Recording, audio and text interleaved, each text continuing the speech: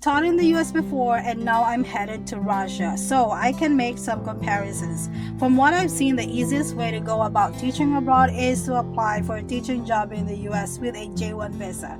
Here's why. Number one, you'll find a lot of J1 visa sponsors who will help you with the process for free.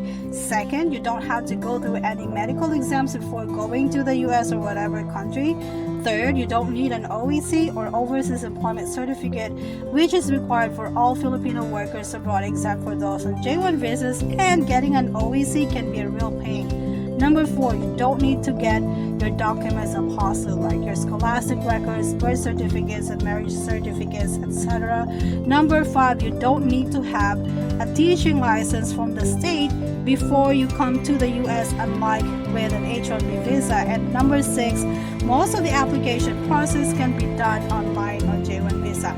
I made lots of videos already on the pros and cons of teaching in the US on a J1 visa versus on an H-1B visa. You can check that out later. When it comes down to it, you can easily choose what you like best based on what matters most to you. This one only considers the paperwork and legwork required for the application.